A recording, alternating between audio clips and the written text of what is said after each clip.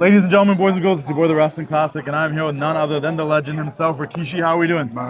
We here, man. We're here. One of my favorite memories of you is I remember I came to a big-time wrestling show in the Bay, Yeah. and I walked up there with a bunch of my friends. Like some, like the casual wrestling fans, they watch when they're younger, they remember you and stuff. And we walked up to him, and he's like, "Good done." I'm like, he knows. He said, "What's up" in Punjabi. It was great. Right on. Yeah, well, it's been a minute, man. It's been a minute. I can barely remember yesterday. But it's good to see you, though. It's good to see you as well. But let's talk about today then, because something really cool just happened at Night of Champions. Solo Sikoa is the new United States champion. Yeah, well. How do you feel about that? Your kids are just winning belts all over the place. Well, there ain't enough belts out there to win. Yeah. You know, like I've always said, bloodline's the timeline, you know, and I'm a father that supports his nephew, supports his son, that supports the family.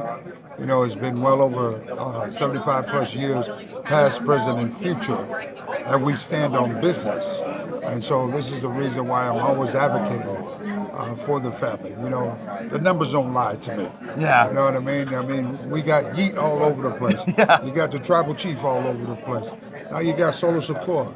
Let's not talk about, you know, let's not forget Jacob, yada I mean. Yeah. You know what I mean? So everybody that comes from this bloodline, you know, it's what they used to say is good for business. And it really has been. And, talking about Jay, he's won the Intercontinental Championship, he's won the World Championship. What do you see next in Jay's future, in your opinion? Well, hopefully he gets a fair opportunity. Yeah. You know, I mean, I'm sure the world got a chance to listen to the podcast of mine. And, you know, everybody looks forward to it after something happens. Well, I voice my opinion. Yeah. You know what I mean? This is no script.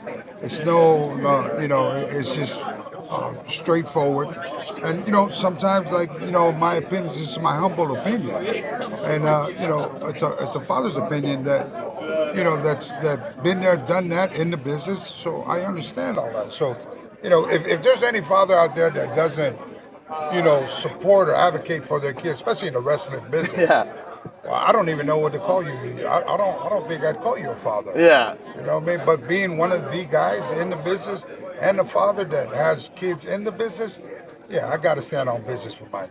Speaking of standing on business, how do we feel about Big Jim maybe winning the United States Championship? Well, you know, I always say Big Jim is a talented, you know, he's a very talented kid. One of my sons that's, you know, in due time, I think, you know, Big Jim's going to find his way out there and win the hearts into the fans. I mean, he's already done, but to be able to see the boys get off and do their own deals as single competitors, you know, as a wrestler, it's a challenging feeling, but it's a feeling that you must try, right? Because you don't want to be that guy that we're popular as a tag team. Yeah. But now, you know, as pro wrestlers, you know, you want to venture out there and you want to try. And if it flops, well, then that's what it is. But if not, you never know. But, you know, I can say this, Yeet organically just became popular. Yeah. It wasn't like they put fire up underneath Yeet to make him be that. Yeah. Right? And so, you know, there it is. So for Big Jim, we'll see what Big Jim has in the future. Let me ask you this. We're in LA, we're at the LAX Fan Fest. Yeah. We were talking about it a little bit more. How do you feel about more wrestling stuff happening out here on the West Coast in terms of these conventions and stuff like that? Well, you know what? Victor is a CEO of LAX Fan Fest. You know, I'm very happy for years ago that I met this guy. And you know, to be able to have something here in the West Coast, I'm from the West Coast. Yeah. We see all the time that in the East Coast, they're doing their thing. Big shout out to them. But there's so much fans out here as well. And so it's a good thing with your platform. You know, big shout out to you as well. Thank you, appreciate it. Being able to, you know, to help promote because, you know, you can see today was a wonderful day. You know, and always, you know, when I'm around town or available, you know, I'm always wanting to come out here to be able to help Victor and LAX Fan Fest. So, you know, I look for bigger things from here. Yeah. Last couple of questions to wrap this up. I'd be remiss if I didn't ask you about Knox Pro and everything you guys got going on over Thank you, there. man. The school, the Thank shows. We're seeing the Bloodline. We've seen Solo, we've seen Hikaleo, we've seen all these guys that have come through and whatnot. We got Zilla down here, but tell me a little bit about Knox Pro. Well, Knox Pro, again, we're a WWE ID academy, and you know, it's pretty much now for guys like myself. It's to each one teach one. Why is the Bloodline so successful? So we try to teach the kids the ins and outs of professional wrestling. That, you know, I have this saying that I don't train PlayStation wrestlers. Yeah. You know, because we really do get hurt. You know, so you got to learn how to survive in the squared circle, out the squared circle, and also we teach business to be able to navigate your career out there. So, you know, Knox Pro, it's KNOKXPRO.com.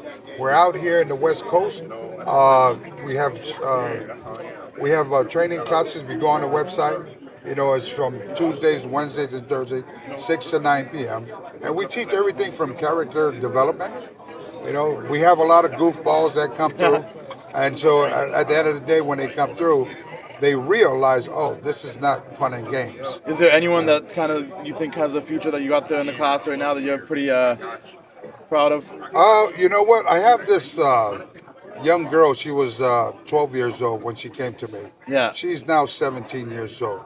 She's a female, and she is one of my best female wrestlers there, but one of the youngest. She's 17, and I'm waiting to walk her in. As soon as she's 18, I'm going to walk her in, and her name is Liz Hintz. Yeah. And so just, you know, look out for her. She's always on the flyer, Knox Pro.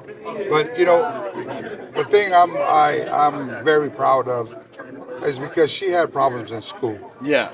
And through professional wrestling, she came over there, and that was the first thing I said. You got to make sure your grades are good in school. If it's not good in school, you can't come train. Yeah. Because in this business, if you don't have smarts to be able to, carry your life on, because you're going to make money you never made before. You're going to get all the attention you never had before. Yeah. So you got to have some type of sense to be able to know when to put the character on and put the character on hold. So, yeah, look up for her. Her name is Liz Hintz. Last but not least, I'm not trying to get in the way. We got some people waiting to see you. Do you? There it is. Go see X-Pac. Yeah, go see X-Pac, everybody. Big shout out to my homie. Shout out to X-Pac. But last but not least, asking everybody this, I'm going to ask you this. You've done so much in your career. You've had such an incredible career, whether it's the Rikishi era with the Stinkface, whether it was a tag team wrestler, whether it was all that stuff. Do you feel like you've made your younger self proud? If you were to look back and talk to young Rikishi that got into wrestling, yeah, do you feel like you'd be like, man, we had a hell of a career? I'm very happy. Yeah. You know what I mean? I grew up fast in this business. When I had my kids at 17 years old, I always say this, that I don't even know what it is to be a teenager, because 17, when you have another human being being brought into the world, it's time for you to grow up. And, it was nerve-wracking, but, my kids, in a way, they saved my life, because I grew up so fast, and responsibility, came from a kid to a man overnight.